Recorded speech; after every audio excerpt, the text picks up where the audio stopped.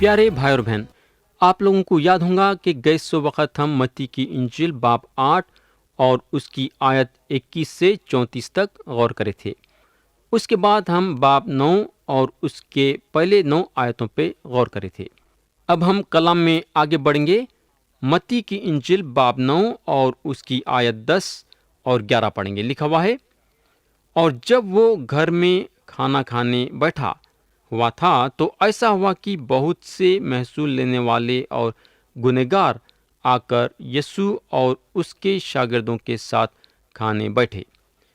प्यारे भाई बहन, पहले तो हम ये बात ज़रूर जानना कि मत्ती क्योंकि एक महसूल लेने वाले में से एक थे और महसूल लेने वालों की गिनती गुनहगारों में गिनी जाती थी। ऐसे वैसे गुनहगार नहीं, बल्कि महसूल लेने वाले फरीसियों के शरीयत के उस्तादों के नज़रों में बहुत बड़े गुनहगार गिने जाते थे। और क्योंकि मत्ती महसूल लेने वालों में से एक थे तो उन्होंने अपने दोस्तों को बुलाए उनको खाना खिलाने के लिए। मत्ती ज़रूर अपने दोस्तों से बोले होंगे कि मैं मसीह को दावत दिया हूँ और तुम लोग भी आ जाओ, बहुत अच्छा रहेगा अगर आगे। तो ये बात जो है मत्ती अपने दोस्तों से करे होंगे। ये शक की बात नहीं है कि लोग मसीह को पसंद करते थे और कई लोगों को उनको देखने की ख्वाहिश थी कि मसीह दिखने में कैसे हैं।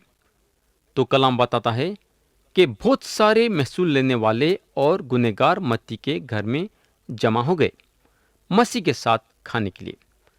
प्यारे भाई और बहन, इधर मैं आपसे एक सवाल करना चाहूँगा। मेरा सवाल यह है कि क्या आप अपने दोस्तों को जो मसीह में ईमान नहीं रखते हैं अपने घर बुलाते हैं क्या? गैर मसीह लोगों को घर में बुलाने से पीछे नहीं हटना चाहिए। अगर आप अपने घर में बुलाएंगे तो ये शक की बात नहीं है कि मसीह आपके साथ उनके रूह के जरिए से आपके बीच में मौजूद रहेंगे। हमको मालूम होना चाहिए कि मसीह गुनहगारों से नहीं चिढ़ते हैं, बल्कि उनके गुनाह से चिढ़ते हैं। मसीह चाहते हैं कि आप उनके बारे में लोगों को बताएं ताकि वो सच्चाई को जाने और उन पे ईमान लाए। आयत 11 पढ़ेंगे। लिखा हुआ है, फरीसियों ने यह देखकर उसके शागिर्दों से कहा, तुम्हारा उस्ताद महसूल लेने वालों और गुनहगारों के साथ क्यों खाता है? प्यारे भाई बहन, फरीसियां महसूल लेने वाले और गुनहगारों के बीच में खाना नहीं खाते थे। ये बात से उन लोग दूर रहते थे। आज भी कई लोग हैं, ये ख्याल है उनका कि जो मसीह पे ईमान नहीं लाए हैं उनके साथ बैठ के खाना नहीं खाना। मगर हमको मालूम होना चाहिए कि ऐसे लोगों की जो है मसीह को जरूरत नहीं है। आयत 12 में लिखा हुआ है, उसने यह सुनकर कहा कि तंदुरुस्तों को हकीम दरकार नहीं, बल्कि बीमारों को। हमको मालूम होना चाहिए कि मसीह एक बहुत बड़े डॉक्टर हैं। उन्होंने ये दुनिया में लोगों के गुनाह का इलाज करने के लिए आए। महसूल लेने वाले गुनाह में बीमार थे, उनको गुनाह से छुटकारा मिलना ज़रूरी था और ये गुनाह के बीमारी का इलाज मसीह जो हैं मत्ती के घर में बैठ के कर रहे थे। ये दुनिया में हर एक इंसान गुनाह की बीमारी में मुब्तला है। अगर आप ये समझते हैं कि आपको ये बीमारी नहीं है तो ये आपकी गलत फहमी है। मसीह आज भी उन लोगों का इलाज करने के लिए तैयार हैं जो ये समझ के मसीह के पास आते हैं कि वो बीमार हैं और उनको ये बीमारी से छुटकारा पाना है और मसीह की उनके ज़िंदगी में ज़रूरत है। आयत 13 पढ़ेंगे। लिखा हुआ है, मगर तुम जाकर इसके मानी दरियाफ्त करो कि मैं कुर्बानी नहीं बल्कि रहम पसंद करता हूँ, क्योंकि मैं राजबाजों को नहीं बल्कि गुनहगारों को बुलाने आया हूँ। मेरे दोस्त, मसीह जो ये आयत का जिक्र करे हैं वो होशिया नबी के किताब से करे हैं, यानी कि होशिया नबी की किताब बाब 6 और आयत 6। जब मसीह ये बात बोले कि मैं राजबाजों को नहीं बल्कि गुनहगारों को बुलाने आया हूँ, तो उन्होंने فریسیوں کو بھی یہ بات میں شامل کر لیے تھے۔ کئی کو بولے تو فرشیاں بھی گنہگاراں تھے، بلکہ جیسا میں ابھی بتا کہ ہر ایک انسان گناہ کے بیماری میں مبتلا ہے۔ اگر ہم رومیوں کے نام پولس رسول کا خط باب 3 اور اس کی آیت 23 پڑھیں گے تو خدا کا کلام بتاتا ہے، جان لکھا ہوا ہے، اس لیے کہ سب نے گناہ کیا اور خدا کے جلال سے محروم ہیں۔ اب ہم آیت 14 پڑھیں گے۔ اس وقت یوحنا کے شاگردوں نے اس کے پاس آ کر کہا، کیا سبب ہے کہ ہم اور فرشی تو اکثر روزہ رکھتے ہیں اور تیرے شاگرد روزہ نہیں رکھتے؟ پیارے بھائی اور بہن، یوحنا کے شاگرداں بڑے غور سے مسیح کو دیکھ رہے تھے، اور ساتھ ساتھ ان کے شاگردوں کو بھی، اور ان کو پتہ چلا کہ مسیح کے شاگرداں روزہ نہیں رکھ رہے۔ میں یقین کرتا ہوں کہ جب مسیح یہ دنیا میں تھے تو ان کے شاگرداں کبھی بھی روزہ نہیں رکھے۔ انسان میں جو ہے یہ ایک عام بات دیکھیں گے کہ دوسروں کے زندگیوں پہ غور کرتے اور کچھ نہ تو کچھ ان کے زندگی میں سے نکال کے بولنا چاہتے۔ میرے دوست، یاد رکھو کہ اگر ہم مسیح پہ ایمان لائے ہیں تو لوگ بھی ہمارے زندگی میں غور کریں گے کہ ہم کیسی زندگی گزار رہے ہیں۔ اب ہم دیکھیں گے کہ یہ سوال کو مد نظر رکھتے ہوئے مسیح کیا جواب دیتے ہیں۔ آیت 15 میں لکھا ہوا ہے، یسوع نے ان سے کہا، کیا باراتی جب تک دلہا ان کے ساتھ ہے ماتم کر سکتے ہیں؟ مگر وہ دن آئیں گے کہ دلہا ان سے جدا کیا جائے گا، اس وقت وہ روزہ رکھیں گے۔ میرے دوست، آج اگر ہم دیکھیں گے تو کئی لوگاں جو یسوع مسیح پہ ایمان لائے ہیں روزہ رکھ رہے ہیں۔ روزہ رکھنا ان کے زندگی میں ایک اہم چیز ہے۔ ایسا دیکھا گیا تو خدا ہم کو خاص طور سے روزے کے بارے میں حکم نہیں کرا ہے کہ ہم روزہ رکھنا سو رکھنا۔ روزہ رکھنے کا مطلب یہ ہے کہ ہم خدا کی عزت کرتے ہیں اور ہم کو اس کی رحمت کی ضرورت ہے اور ہم کو اس کی مدد کی ضرورت ہے۔ روزے کے بارے میں ہم یہ خیال ظاہر کر سکتے ہیں، لیکن اگر آپ یہ سمجھتے ہیں کہ میں روزہ رکھ کے خدا کو اپنی مرضی میں لے کے چلوں گا، تو اگر آپ زندگی بھر بھی روزہ رکھیں گے تو خدا آپ کی سننے والا نہیں ہے۔ داؤد بادشاہ کا بیٹا جب مر رہا تھا اور خدا ان کو ظاہر کر دیا تھا کہ انہیں ان کے بیٹے کو ختم کر دینے والا ہے، تو داؤد بادشاہ روزہ رکھے خدا کے خیال کو بدل دینے کے لیے اور اپنی مرضی پہ لے کے چلنے کے لیے، مگر خدا ان کی نہیں سنا۔ روزہ رکھنے کے باوجود خدا ان کے بیٹے کو اٹھا لیا۔ روزہ جو ہے خدا کو جھکانے کے لیے نہیں رکھا جاتا، بلکہ خدا سے رحمت مانگنے کے لیے اور مدد مانگنے کے لیے۔ اب ہم آیت 16 اور 17 پڑھیں گے۔ کورے کپڑے کا پیوند پرانی پوشاک میں کوئی نہیں لگاتا، کیونکہ وہ پیوند پوشاک میں سے کچھ کھینچ لیتا ہے اور وہ زیادہ پھٹ جاتی ہے، اور نئی مئی پرانی مشکوں میں نہیں بھرتے، ورنہ مشکیں پھٹ جاتی ہیں اور مئی بہہ جاتی ہے اور مشقیں برباد ہو جاتی ہیں، بلکہ نئی مئی نئی مشکوں میں بھرتے ہیں اور وہ دونوں بچی رہتی ہیں۔ پیارے بھائی بہن، وہ زمانے میں مئی جو ہے گلاس کے بوتل میں رکھی نہیں جاتی تھی، بلکہ مشکوں میں رکھی جاتی تھی۔ یہ جو ہے بکرے کے چمڑے کے ہوتے تھے۔ جب یہ نئی مئی اس میں ڈالتے تھے تو وہ چمڑا پھولنے لگتا تھا۔ ایک بار چمڑا پھول جانے کے بعد پھر سے جب نئی مئی ڈالتے تھے تو چمڑا پھٹ جاتا تھا، اس لیے نئی مئی نئی مشکوں میں بھری جاتی تھی۔ پیارے بھائی اور بہن، مسیح پرانے مذہبی باتوں کی تھوپم تھاپی کرنے کے لیے نہیں آئے۔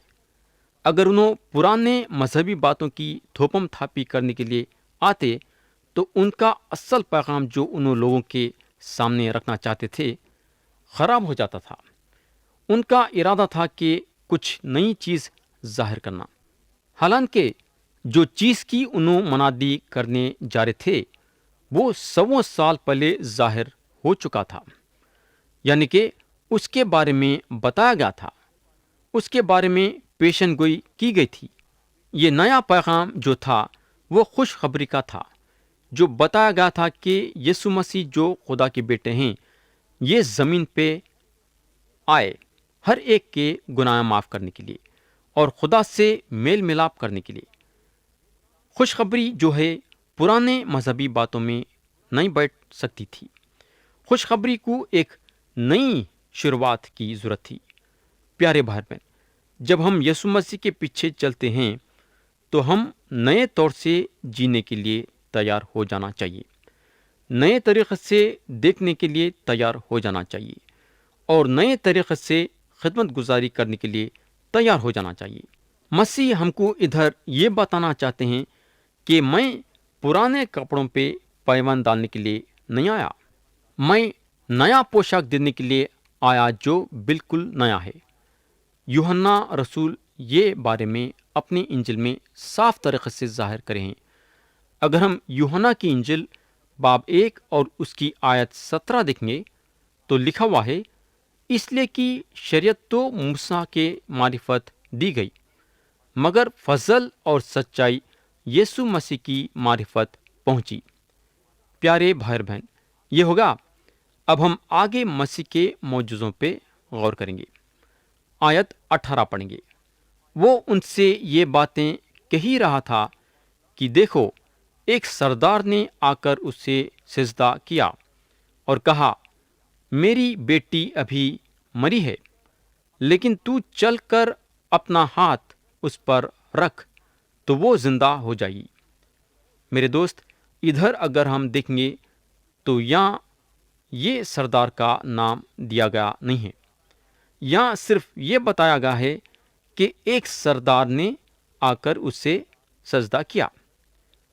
میرے دوست، لیکن اگر ہم مرقس اور لوقا کی انجیل دیکھیں گے تو یہ سردار کا نام دیا گیا ہے۔ یہ سردار کا نام ہے یائر۔ یہ آدمی عبادت خانے کا سردار تھا، اور ایک عبادت خانے کے سردار کا یہ کام تھا کہ قانون اور قاعدے بنانا عبادت خانے کو چلانے کے لیے، اور عبادت خانے کی دیکھ ریکھ کرنا اور لوگوں کو عبادت میں آگے بڑھانا، اور عام دنوں میں اسکول چلانا، اور عبادت خانے میں منادی کرنے کے لیے تعلیم دینے والوں کا انتظام کرنا پڑتا تھا۔ سردار کے یہ سارے کام تھے، اور کلام بتاتا ہے کہ سردار مسیح کے پاس آیا یہ بتانے کے لیے کہ اس کی بیٹی مر گئی ہے۔ مگر ایک زبردست بات یہاں یہ پیدا ہوتی ہے کہ یہ سردار مسیح پہ یقین کرا، اور اس کے دل و دماغ میں یہ بات آئی کہ اگر یسوع مسیح اس کی بیٹی پہ ہاتھ رکھیں گے تو اس کی بیٹی زندہ ہو جائیں گی۔ آیت 19 پڑھیں گے، لکھا ہوا ہے، یسوع اٹھ کر اپنے شاگردوں سمیت اس کے پیچھے ہو گیا۔ پیارے بھائی اور بہن، ایک بات ہم کو ضرور یاد رکھنا کہ جو کوئی بھی مسیح کے پاس اپنا دل کھول کے آیا، وہ انسان کو اپنے دل سے قبول کرے۔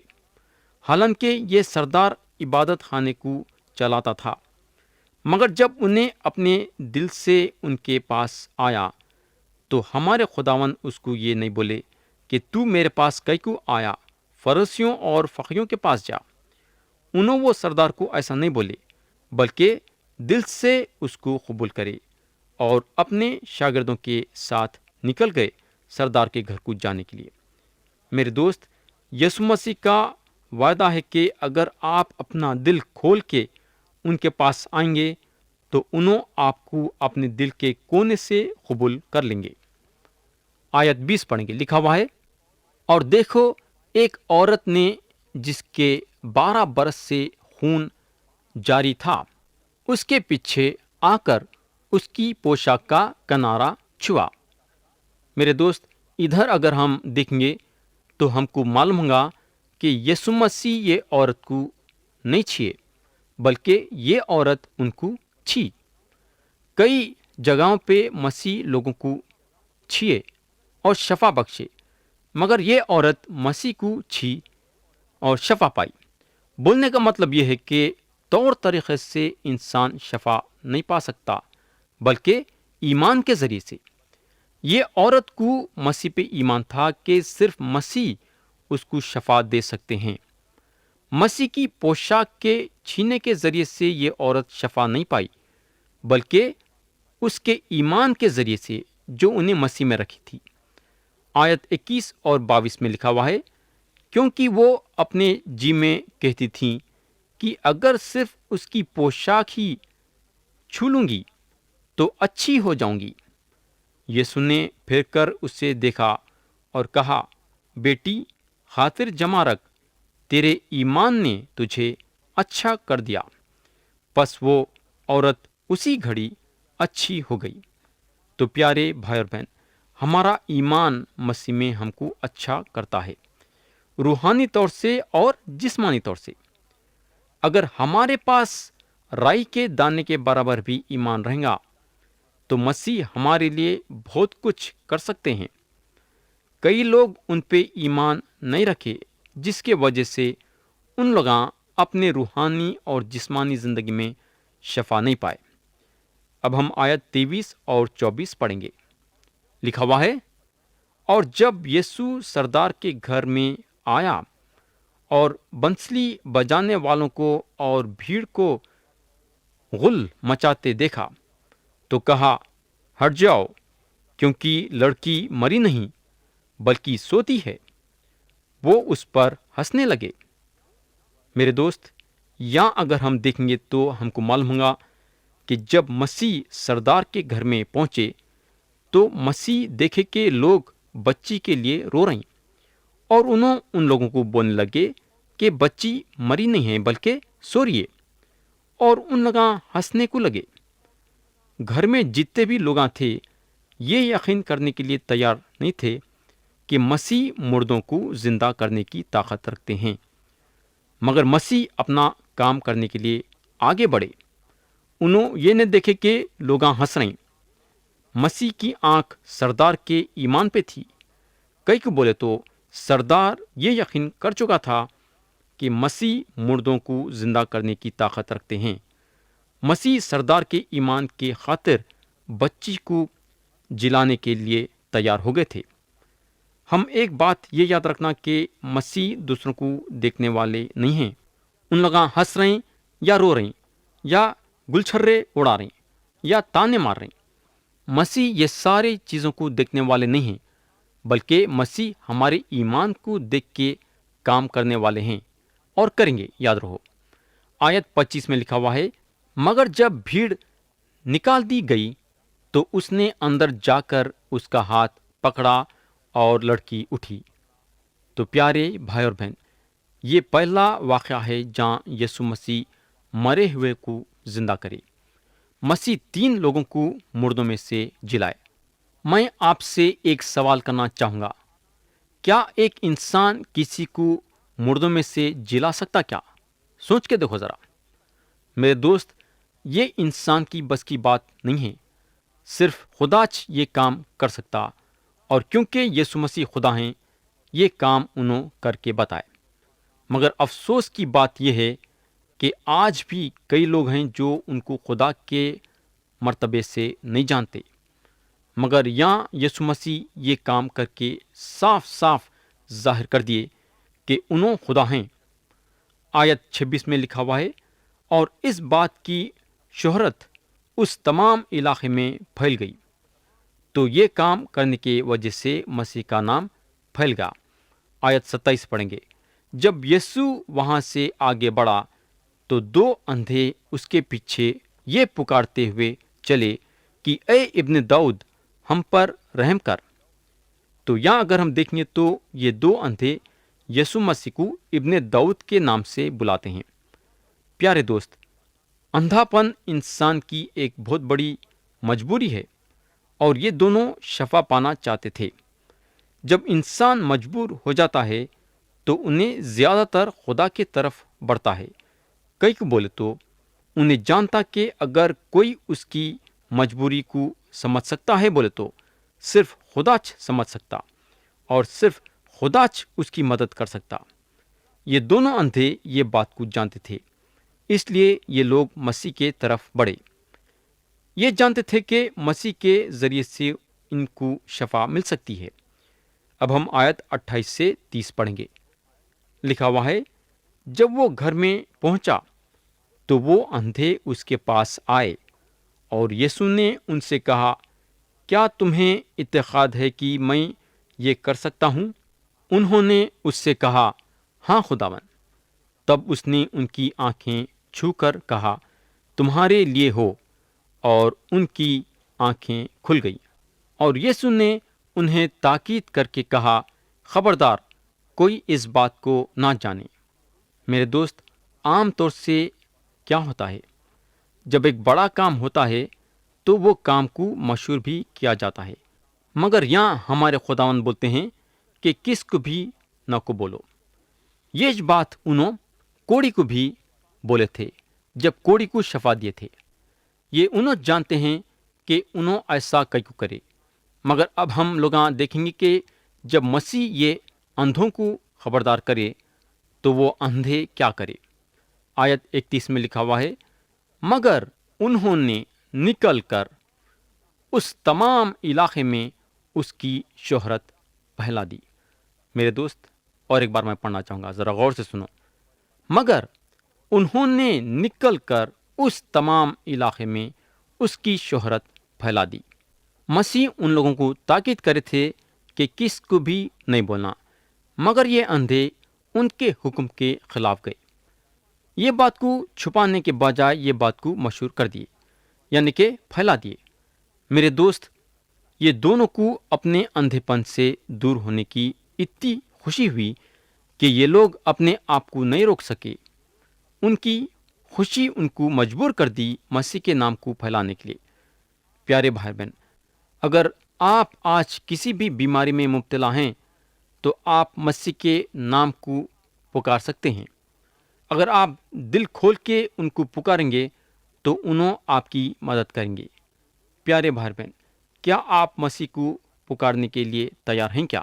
مرضی آپ کی ہے اور فیصلہ آپ کا ہے۔